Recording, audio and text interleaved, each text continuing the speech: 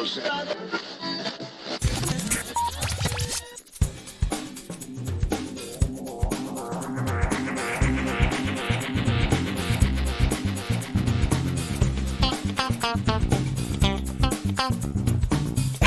welcome to episode 430 of Geektown Radio. I'm your host, Dave, and with me this week is... Gray. How you doing? I'm good, thank you. It's so good to be back so soon. I know. It was going to be Daryl this week, and then thanks to Talk, his broadband has completely died. So, he's apparently been down for about 2 weeks. So, not a great endorsement, I have to say. So, rather than trying to sort of hotspot it, I thought I'd contact you and see if we could get you back on again. So, What have you been up to the last few weeks? So, obviously not being on for about 2.5 months and now on in the last 2 weeks. I didn't think I would be able to talk about loads, but actually I have. So I think in my last episode, I was talking about how I didn't want to be watching too much. I got up to, ridiculous numbers. So again, every time I sort of finish one, I then, start a new one. So in the last fortnight, I finished a few programs that have been airing over the past year. The first one I'll talk about is Suspect, which was on Channel 4. Yes. The first series was James Nesbitt, and the second season picks up with Anne-Marie Duff taking over. And the unique structure of this show, which I think is a derivative of a Scandinavian version, is each episode the central character meets a suspect in the situation they are facing, and these suspects are played by some incredible names. So this season, Anne-Marie Duff goes and starts with Dominic Cooper, then goes on to meet Ben Miller, also Tamsin Gregg, Gina McKee, Eddie Marsan. It's an incredible cast each episode. Celine Buckens is in there as well. I enjoyed the James Nesbitt version because it was so new. As I was watching this one, the only thing I struggled with is I felt like they were trying to shoehorn the storyline into the structure rather than playing out what the storyline should be. And it's because obviously she just kept jumping into her car at the end of each episode and driving off. And then obviously each episode then starts with her with the next person. Right. And it just got a little bit tenuous each time she got to the next person as to why she was with them. But anyway, so it's a superb acting, like I was there, a stellar cast. There was no weaknesses because each episode is a 2-hander or a 3-hander. You have got some brilliant monologues and duologues between actors, and it was really quite good. Yeah. So if you like a bit of Scandi, interpretation by a British, then obviously go and watch Suspect on Channel 4. Did you watch the first one, Dave? I didn't. I should go and watch that because the first one had a ridiculous cast as well. Because as well as James Nesbitt in the lead, it was like Richard E. Grant, Ben Miller again, Jelly Richardson, Sacha Dhawan was in there, Sam Heughan is in there. So that had a crazy cast as well. Yeah. So it's one of those things that because it's really kind of only using people for that one season, you can kind of get bigger names. It's got one of those advantages to it, I think. Absolutely. And the only 30-minute episodes, that was an added bonus for me as well. Okay. Yeah. Also on Channel 4, I decided to finally finish Alice and Jack. This was a program that was marketed around the similar time as One Day, the Netflix version, where you told a story of two characters who met on the same day over many years. That was One Day. Alice and Jack follows a similar sort of situation. It's about two people, how they met and how their lives intertwine over their continuing years, and how they sort of interact with each other. And it is about love. And I really struggled in the first couple of episodes because I was really comparing it to One Day. But when it got into its stride, episode 4, 5, and 6, it was so good. It was really sad as well. Andrea Riseborough, Domhnall Gleeson, supporting characters are like Sunil Patel, Aisling B is a supporting character as well. You've also got Amy Lee Wood, who plays the assistant to Andrea Riseborough. So again, you've got some amazing acting, some amazing performances, and actually really quite sad. And the last episode, it leaves it really open, but it can't continue. It's a one and done story, but the way they leave the final episode makes you really reflective about how this pair of characters have influenced and impacted so many people along their journey. Yeah. So that was Alice and Jack. The next one piqued my curiosity. I kept hearing things about it. It's called The Boyfriend. It's a Japanese gay dating show on Netflix. Right. And it had been getting loads of really positive reviews because of all the countries to do a gay dating show. I don't think Japan was always going to be the first one. No. So I watched it. I watched it with English dubbing, English subtitles. And although it was very good, I really struggled to get past the actors they'd cast as certain characters. Right. Well, they're real people. All these people are real, just it. But obviously the English dubbing, it just made me quite laugh because some of the voices were so different to what you were seeing on the screen. Right. I was just like, it didn't make it. But anyway, fascinating concept. 8 men live in a house together in Japan. They have to run a coffee van to make their money, and they have to budget and survive, and they're allowed to tell each other if they're interested, or they might get to go on dates with each other. And in Japan, because there is not a huge gay culture, you're understanding how some people are struggling to come to terms with who they are, how to be themselves, how to possibly come out to their family. You've got things like that. So it's sweet, but if you've got the patience to sit through the English dubbing, or you want to watch it in Japanese and just read the subtitles, then I'd recommend it to sort of going to see that, especially into your reality stuff. Right. I don't think you'd enjoy it, Dave. I know you don't enjoy your reality stuff that much. But not my thing at all. But it's an interesting one, given the location, like you say, is Japan, and they not known for their LGBT stuff generally. Exactly, so I think that's kind of interesting. And one I finished literally 10 minutes before I came online with you. I was watching episode 6 as I was getting ready for the podcast. Is Slip, which was the Zoe Lister-Jones sort of billed as a bit of a comedy on ITVX. It tells the story of the character May, who sort of slips into different realities of herself. And in each reality, there's only sort of one constant, which is her friend Gina, but she is living very different lives. And each episode sort of explores. And as I was watching the last episode, I enjoyed it, but it wasn't to me sort of in the realm of, I struggled to see it in the same vein as Russian Doll, where you've got your female protagonist trying to come to terms with something in their lives to stop this issue or reality slipping from continuing. It was quite good. It was very graphic in terms of sex scenes. Like the core thing is that she only slips into a new dimension if she has sex. So Zoe Lister-Jones, creator, director, main star, she's naked a lot of the Really? Okay. Yeah, and it's quite, it is a vehicle to move through the dimensions, but it gets to a point where it's like, well, you created this show, so you're happy to obviously put yourself out there. Yeah. But it's not something you'd sit down with your parents to watch. It was good. I wouldn't, if someone came to me and said, suggest me a show, I wouldn't recommend it. It's not like something I'd say, unless you like Zoe Lister-Jones or you like the idea of the concept and you just want to see for yourself, then I would encourage you to go and see that. And then I'm watching lots of little bits, not too much. I'm trying to keep it low. So I'm on Solar Opposites. I've watched one episode. Will Trent, that's coming weekly. I watched The Cleaning Lady. I wanted to see how they dealt with Adam Canto's departure. So have you watched episode 1 of season 3, Dave? I'm actually starting to watch episode 1 of season 3 because Adam obviously passed away, unfortunately. And I was wondering how they're going to handle that. So is he only in that opening episode, or does he? Yeah. And what I think is they have used some sort of previous footage or something, because obviously he never talks. There are a lot of cuts as if it's a body double, and there's like a reaction shot and he looks, and I kind of feel like that was from a previous season.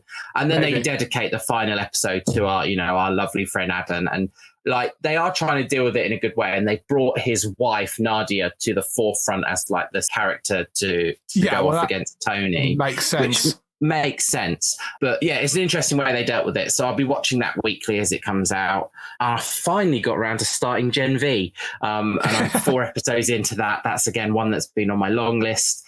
And I do 2 that I'm enjoying and 2 that I'm not enjoying. So I've started watching Ghost US, 4 episodes in, loving it, enjoying it.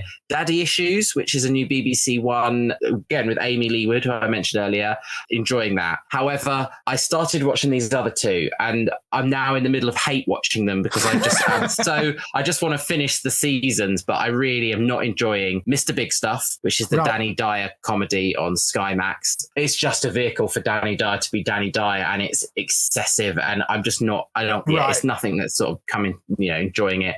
And Piglets, I think Piglets is stuck in like a late 90s sitcom style, and I get it. I get what they're trying to do. They're trying to bring back this sitcom pun joke. They're trying to make it sort of ridiculous humor, but to me, it's not working. It's got Mark Keep and Sarah Parish. Mark Keep is a good comedy actor from Friday Night Dinner, but Sarah Parish, the way they've dressed her and made her look, I'm not sure where they're going with that, but struggling with it. So at the moment, I'm hate watching those two because I will get through them.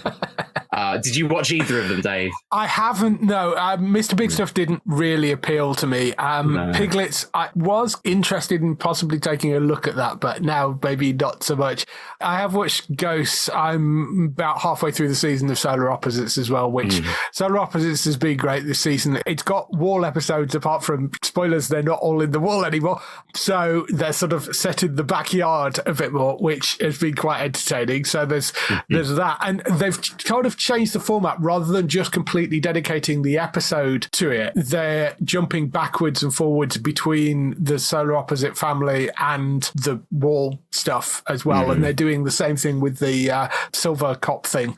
They've done a little bit of that. So rather than completely dedicating the episodes to it, they're intertwining it a little bit more, which has been kind of interesting. But yeah, that's been really, really enjoyable. I'm having great fun with that. Gen V I also really enjoyed as well. Another one that's sadly lost one of its actors in a really tragic accident. It's going to be interesting to see when that comes back for his second season, how they deal with that, because they're not recasting the character, they are rewriting the story for it. So yeah. And then I went and saw one film. I went and saw Despicable Me 4, and I took my partner, who is 35, and he was giggling all the way through it and thoroughly looking forward to all the trailers of the children's films that were targeted towards and we are absolutely in peak franchise. And obviously I just listened to your episode last week with Matt. We were talking about all the D23 announcements, and it's just I know what they're doing. Cinema is struggling, so they're looking for things that have made money, and they are using that IP and thinking we'll just put an extra number on the end and we'll make it again. And I ended up having a conversation with someone about Despicable Me 4, and they kind of said, like, I would sit and watch Despicable Me, but I wouldn't know what number it is. I would just be because they are generic, they tell a similar story. And I think I must have missed a Despicable Me somewhere along the line, because Despicable Me 4 has some characters from previous movies that I didn't recognize, but then some that I did. So it is that thing again, like they're pumping out so many sequels for some of these children's films, and I'm not sure, have I seen it, do I not see it? But then I secretly do want to go and see like the next Zootopia and the next Incredibles and the next Toy Story. So it's all that kind of, I'm frustrated that there's lack of originality, but I'm also pleased that they're bringing some of the good characters back that I loved when I was younger. So that was my film watching. So, yeah, there was a little clip I saw doing the rounds of, I think it was the Japanese dub for Minions, and it's the two women that do the Minion voices. Go and look up the clip if you can find it, because they're joyous to watch. It's hilarious. They're just like, because obviously they're dubbing it to the film, and it's really funny just watching them do the voices for it. I don't think I've actually seen any of the Despicable. I've been on the ride at Universal, but I don't think I've ever actually seen any of the Despicable Me films. So yeah. So that's basically been me over the last fortnight. What have you been watching yourself for the last week, Dave? There's a couple of things that I'm still kind of catching up on that came out whilst I was on holiday. Interview with the Vampire Season 2, I've now completely finished. It basically finishes off the first book. It is essentially the second half of Interview with the Vampire, the novel. And I really, really like how they've taken the original story and remixed it from what the original novel was. So if you'd seen the film, that was a sort of far closer to the book itself in terms of the setting and things. Whereas with this, they moved things forward and set it in a slightly different time period. They changed the ethnicity of Louis, which gives them a lot more things to play with in race, because you've got this black guy in the 20s and 30s and 40s. So that becomes a thing as well. And it's sort of, when they started out in New Orleans, and now in the second season they're in Europe. They're dealing with the aftermath of the Second World War, and they meet up. If you know the book, it's the theatre of vampires essentially, and it's that part of the story. And it does hit all the main sort of plot points, but tweaks them in a slightly different way. Because Lestat isn't in quite a lot of that. It's basically following Louis and Claudia because the first season was Louis, Claudia, and Lestat. Lestat's not really there for an awful lot of that. So they found an interesting way of sort of bringing him back in a little bit more rather than just doing stuff in flashback. They also end it in a really interesting place as well. I wonder what they're going to do with the next book, because the next season will focus a lot more on Lestat, because it was called Lestat the Vampire, the next book. And I think Louis is in that, but again, wasn't in it to a huge extent. So that will sort of probably flip things slightly for that next season, because the interview is sort of over. I do wonder whether they're going to bring the interviewer back a bit more as well, and whether they're going to do more with him, because they've altered that whole, the thing in the film and in the book is it's a young boy that he sort of meets in the 1970s in this sort of seedy hotel room in San Francisco, and he tells the story. And the way they flip that for the series is those events did happen but ended badly, and they've now brought the older, same interviewer back, but he's much, much older, and gets him to come back to his penthouse in Dubai and do the interview again. And so that was sort of one of the major change in how the interview works, and it makes for a very different kind of bit of storytelling. I really, really like what they've done with it. It's an interesting way of taking the books and creating an adaptation of them. Have you looked at any of this yet? Because it's all on iPlayer. No, I'm just doing my sort of research now, and their episodes on IMDb are getting very high ratings. Like they're all in the 8s and 9s for season 2, and season 1, the lowest is like 7.8. So it's an encouraging. I remember watching the film, but obviously I haven't watched this, but yeah, it looks good. Yeah, I mean, if you've watched the film and thinking, I know this story already, don't worry about that, because the TV series is different enough and gives you a lot more. So I think even if you've seen the movie or the books, the series is worth watching just to see how they've sort of remixed things. Casting's great, been really, really good. It has been renewed for a third season, which will cover the Vampire Lestat book, or maybe the first half of it. I'm not sure how far they're going to go with it. But yeah, it's really, really well done. It's one of those rare occasions where the second season, I think, is actually even better than the first, and the first one was pretty decent. So I think they're doing an astonishing job with that. It's been excellent. Solar Opposites season 5 obviously is out now. The whole thing is up there. That's on Disney Plus. As I mentioned earlier, I have been watching that. I like what they're doing with that, and in that they've changed up the format a little bit, and it's still very much what you expect from Solar Opposites. It's fun, it's silly, and very, very enjoyable. Just started Vikings season 3, so I'm only just starting that. That was something else that came out whilst I was away on my break. Vikings Valhalla, that's the sequel to Vikings, although given that there's more than 100 years between the original Vikings and this, there's no real direct connection between the two. I'm interested to see how they end this, because it is the final season of it, and it is designed as a sort of rounded story to tell the end of the tale of these characters. But it's sort of, I had to go and watch a rewatch video to kind of get back into it. But it's this story of the beginning of the end of the Viking Age, basically, is sort of the area that they're going for with this. But yeah, very, very enjoyable. And the other thing I picked up was Time Bandits, which I've watched the opening episode of. I was a little bit wary of this because I have a great affection for the Terry Gilliam film. This is obviously Taika Waititi's take on that idea, where you have a bunch of bandits who have stolen this map and they are running away from the supreme being and jumping through time using this map, which is a sort of guide of locations they can jump through time, not reading it particularly well. And they end up in this 11-year-old history nerd's bedroom and he gets sort of swept up and along in the adventure.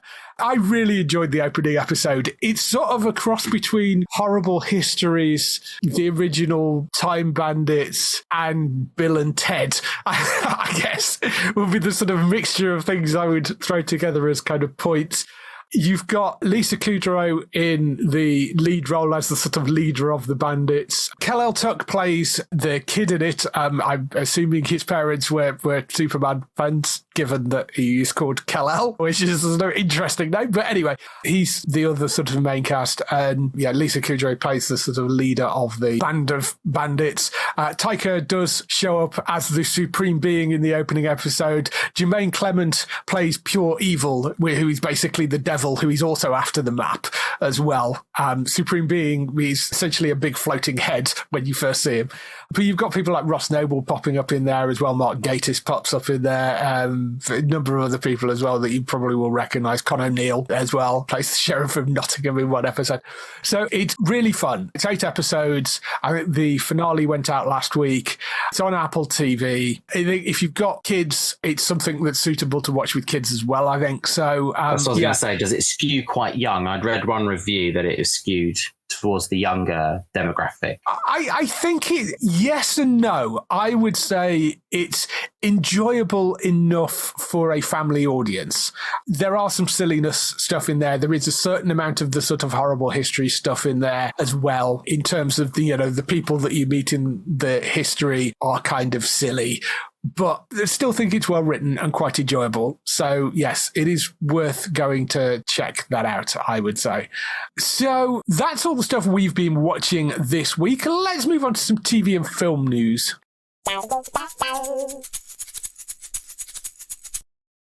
So we kick off the TV and film news with renewals, cancellations and pickups. A few cancellations, nothing particularly major. Buying Beverly Hills cancelled by Netflix after 2 seasons, which was a reality series, I think. My Lady Jane cancelled by Prime Video after 1 season, so that one is gone. And Nat Geo has cancelled Wicked Tuna after 13 seasons on air. So I'm assuming that was a fishing kind of thing. They managed to get 13 seasons out of it, which is impressive in itself, I think. So, Obviously a niche audience for the fishers out there. Yes, maybe. I have never seen it, so I don't know, but yes. Renewals, we had quite a few this week, actually. The Gentleman renewed for season 2 by Netflix. That's the Guy Ritchie drama based on his film, so that will be back for a 2nd season. The Traitors US, that's the Alan Cumming presented one. That's been renewed for seasons 4 and 5 by Peacock, so that's on top of, I think the 3rd season hasn't come out. In fact, I don't know whether the 2nd season has come out yet, but yes. 2nd season has come out, yeah. I watched that one that was on in May time, and they filmed season 3. I know that because they've talked about the cast that's in it. We were very pleased to hear 4 and 5 have obviously been approved, because they are filmed, I believe they're filmed very close to the UK one in terms of like back to back. The crew and all that stay on board and they bring in the American audience after the British have gone. Yeah, because it's filmed in the same place. So they move, they basically just keep all the crew and do the episodes straight afterwards, which makes perfect sense. I mean, it's a way of keeping the cost down. So that will be back for a 4th and 5th season. They haven't made an announcement about the renewals for the UK version, but those are expected to come in fairly soon as well. I mean, it's been a huge show. There's no way they're not going to renew it for more. So, Dark Matter has been renewed at Apple TV, so that will be back for a 2nd season. I started watching that and then it sort of dropped away from me. I need to go back and watch a bit more of that, because I did enjoy what I saw, but that's another one of sort of jumping through alternate realities. The guy basically gets hijacked by himself from an alternate reality. The 2nd season, I think, will go beyond the book that it's based on, but the author is also the screenwriter and the showrunner for the series. So, I think if anybody's allowed to do it, it's the guy that came up with the original idea for it, even though it was a book to start off with. So I think that's fair enough. Supercell, which is the Netflix series, which is about superheroes or a group of people in North London that get superpowers. That has been renewed for a second season. So if you've been holding off on that because it was a Netflix show and you didn't want to get into it and then find out it had been cancelled after one season, you can now go and watch it because it's got a second season. I've not picked that up yet. I can't remember, was that one that you'd Yeah, I had. And the thing was, I struggled with the acting in episode one, but as it progressed, it got much better.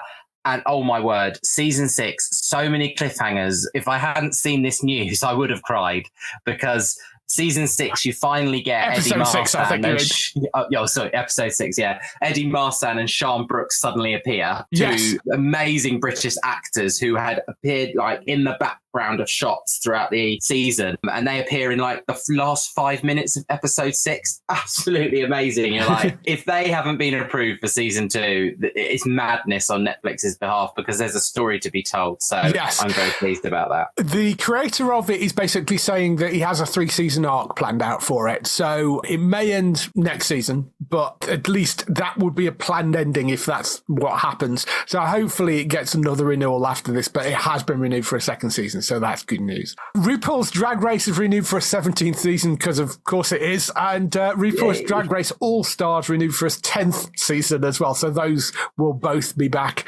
They're on Wow Presents, aren't they? I think in the UK, those. So All Stars is the normal one. The global one also got released last week. We haven't watched it yet, but we know that is also on Wow. Obviously, I'm a Drag Race fan and I've done lots of research and visited the con, but I am worried that there is going to be a little bit too much saturation with the number that we've got coming on. So there are currently 2 seasons airing at the moment, Canada versus the world and global. And that doesn't normally work in RuPaul's favour. One of them will fall to the wayside as being disliked because you can only kind of focus on one. Right, yeah. So Drag Race really not going anywhere. They've got a lot more of that to come. Also not going anywhere, Waterloo Road has been renewed for 2 more seasons. I think this is in addition to 2 seasons which haven't been released yet. So there's another season coming, I think, later this year, and then another one at the start of next year. And then they've renewed it for 2 more seasons after that. So it goes up to season 17 and keeps it on air until at least 2026. That's Waterloo Road. It also looks like The Diplomat, the Netflix series, has been renewed for a 3rd season. We got a premiere date for the 2nd season quite recently. It's coming later on this year. But it looks like they're filming the 3rd season back to back with the 2nd.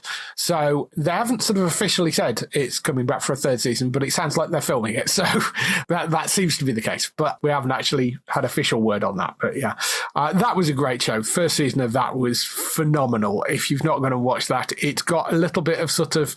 There's a certain amount of Veep, but with slightly less comedy and more of a kind of thriller aspect, but it has got some very, very dark, funny humour in it. Succession tonally, I would say, is probably where it is. But season 1 was absolutely phenomenal. I loved the episode, but I was so late to it as the season. I remember you reviewed it and everyone was talking about it, and then I watched it like 3 months later, so I had no one to really talk to about it at the time. And then I saw the clips that the next season's coming out, and I'm like, I'm going to watch this one with everybody this time around, so I'm not going to be late to the party. But no, I really, really did enjoy it. I thought that the performances were really, really good as well. So yeah, it's outstanding, that show. Really, really good. There was 2 shows called The Diplomat that came out around about the same time, but this is the Netflix one. The other one was on Alibi. That was not so great. But the Netflix one, absolutely outstanding and well worth going to check out. 2nd season arrives on the 31st of October on Netflix, so you'll be able to get that then. But if you've not watched the 1st season, go watch it. It's really, really funny. Carrie Russell in the lead role, and with Rufus Sewell playing her husband, and they're just hilarious together. The whole cast is just great.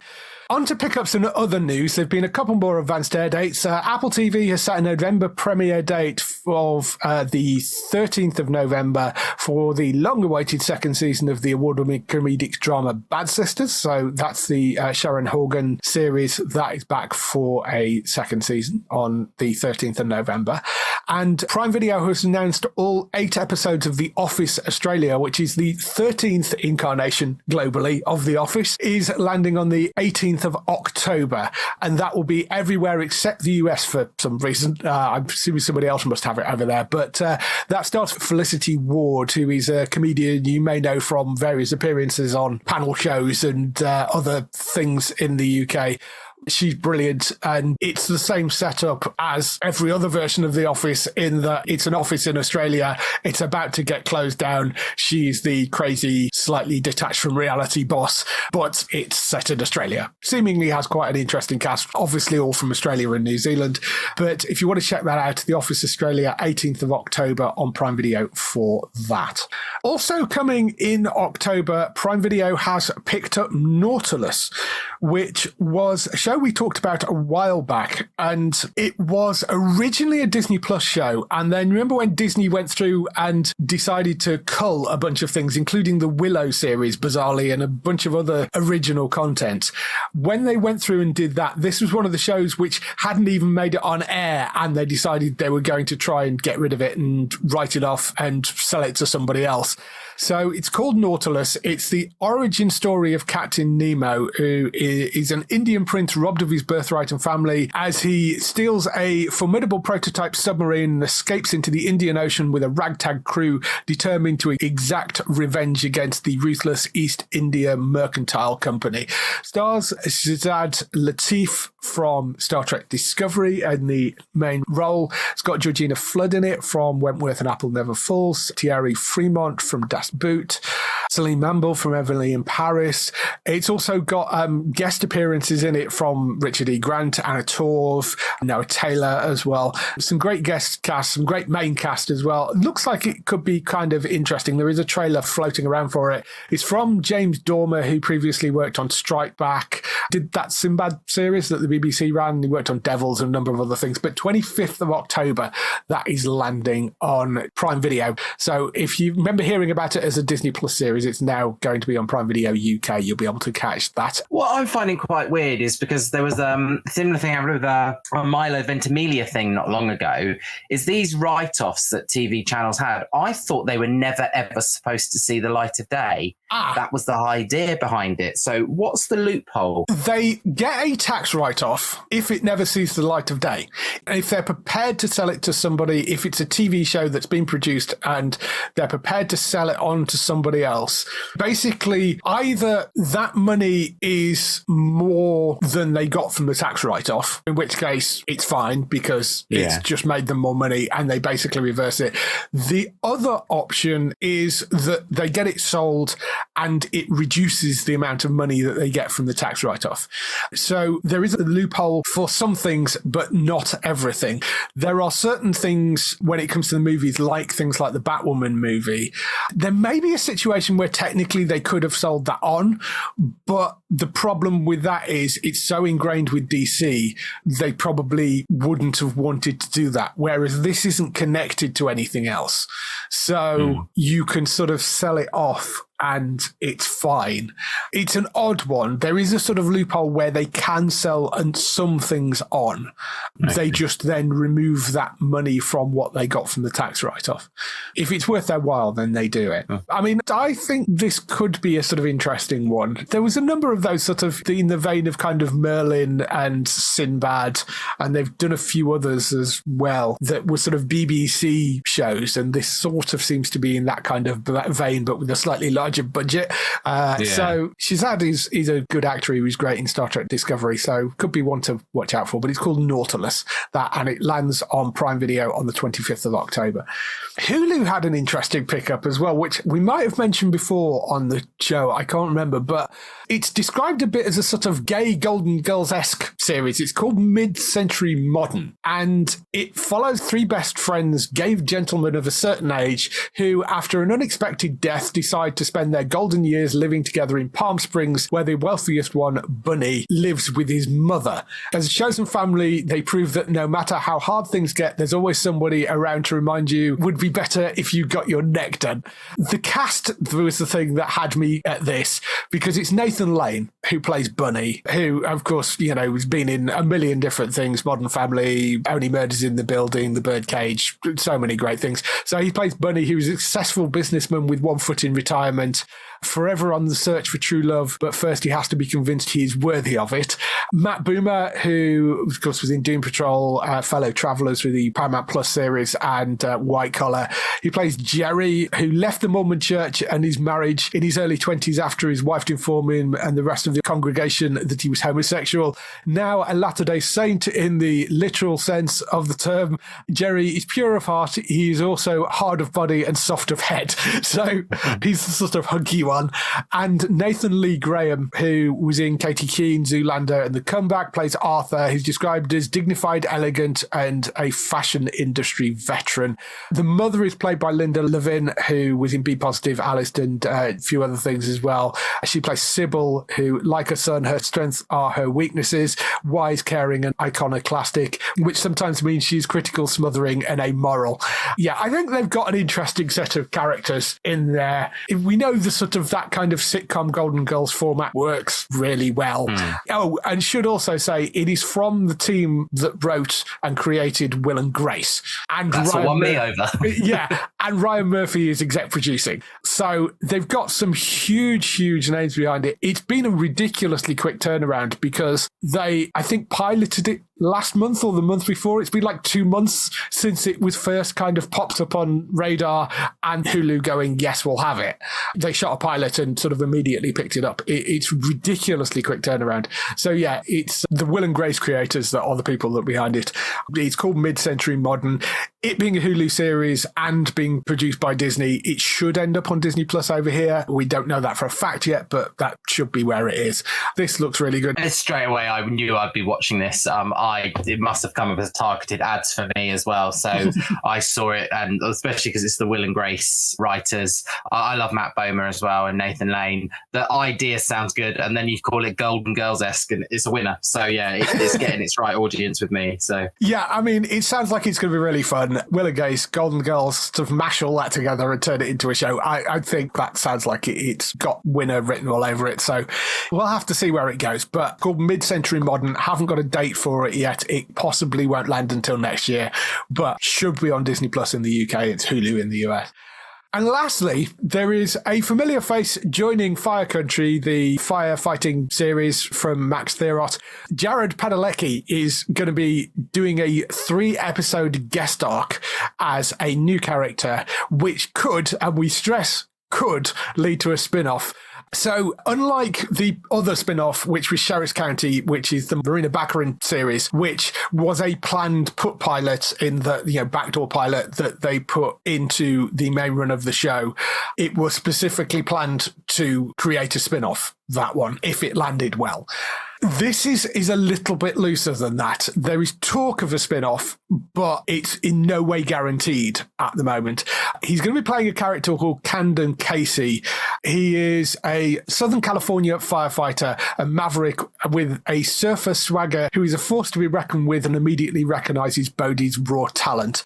They're saying he was exciting about casting Jared, and he's really going to flip the script in Edgewater. Everyone sort of treats Bodhi as this tiger they're trying to tame, and Cameron kind of says, "Why are you trying to tame a tiger? Let him out." That gives you some idea of the type of character he's supposed to be. Of course, Jared, he's basically worked solidly for the past, 15, 20 years. He did, obviously, 15 seasons of Supernatural. He's just done 4 seasons of Walker, which was also a hit show. The only reason that ended was because it was the CW and they couldn't financially figure out how to make it work. Nothing to do with numbers for the show. It's the payment between CW as a channel and CBS, who were the people that were creating it.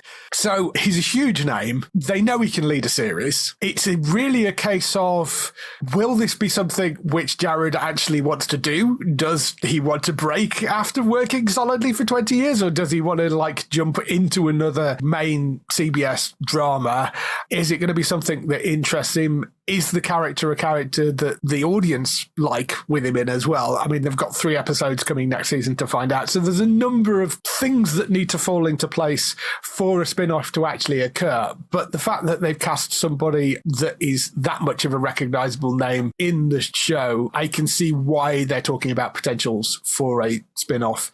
Makes perfect sense. I have liked it. I don't want them to go too hard in these spin-offs. I want them to try and maintain the the integrity of the show. I think when they've seen the success of shows like FBI and then FBI Most Wanted and FBI International, do you weaken the brand by keep pumping out these extensions when actually try and keep doing what you're doing in the main one and get that right first? And I think it's such a new season for us to be continuously putting out these potential spin-offs. But I like Jared Padalecki. What he can bring will probably be really strong and probably will get one. But keep the main season strong if possible. Yeah, and it's differentiating itself because that would be another firefighter drama as well. Yeah. So I think that's the tricky thing. Whereas the Sheriff County one with Maria Baccarin is a cop show, which makes sense as a spin-off from the firefighter show. This would be another firefighter show. I mean, we've seen that work with Lone Star and 911.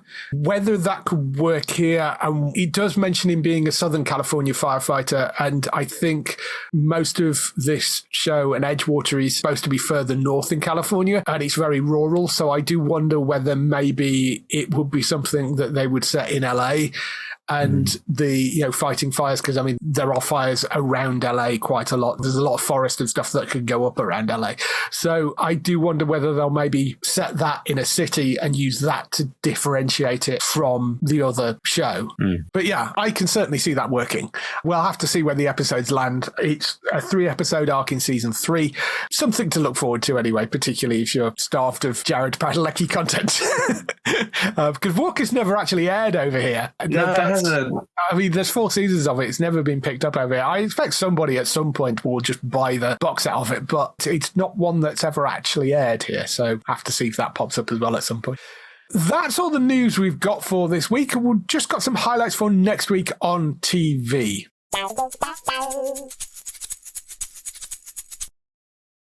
So, highlights for next week. We have the next Walking Dead spin-off, The Walking Dead Dead City. That's the Maggie and Negan one. That's coming on the 22nd of August at 9 p.m. So that we want to look out for if you want to catch up on your Walking Dead. The second season of that is due next year. So we've just had the Daryl Dixon season 1. We've got Dead City season 1. We've then got Daryl Dixon season 2 coming. And then next year we'll have Dead City season 2 as well. So all that to look forward to for Walking Dead fans. That 90s show season 2B, otherwise known as part 3, that is landing on the 22nd of August as well, so that will be on Netflix. I'm a bit behind on that. I need to catch the second season of that. The first season was quite good fun. Law & Order Special Victims Unit and Law & Order Organised Crime, both of those are back on the 23rd of August. SVU is at 9 p.m. and Organised Crime is at 10 p.m. So those both returning. That's the 25th season and the 4th season, respectively, of both of those. Pachinko, the Apple TV Plus series, returns for its second season. That's on the 23rd of August.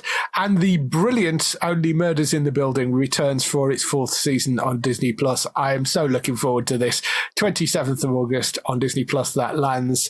It's such a wonderful, wonderful show, and they're shooting it in LA. They go to Hollywood for this season. There is a trailer up for that as well. It looks brilliant. I'm really looking forward to that. So some fairly big shows dropping this week if you want to go and check those out. I will be watching Dead City, Only Murders in the Building, and I like I say, I need to catch up on the 90s show as well. I will be watching Only Murders in the Building and Law & Order Organised Crime to see off.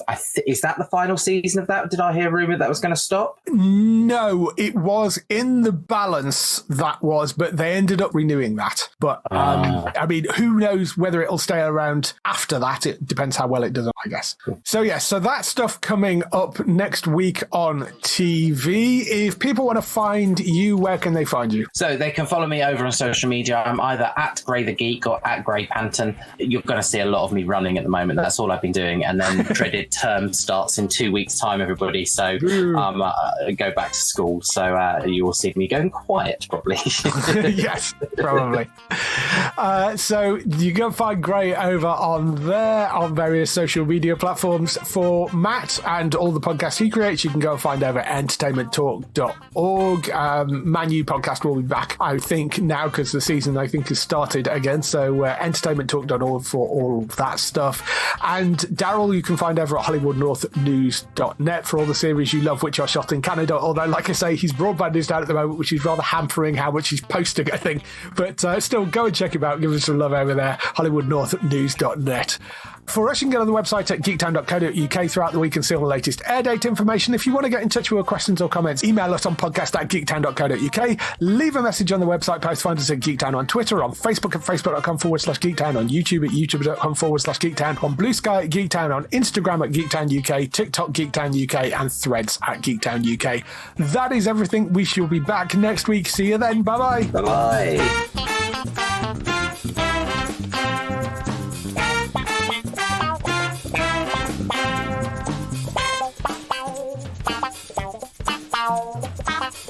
Bye.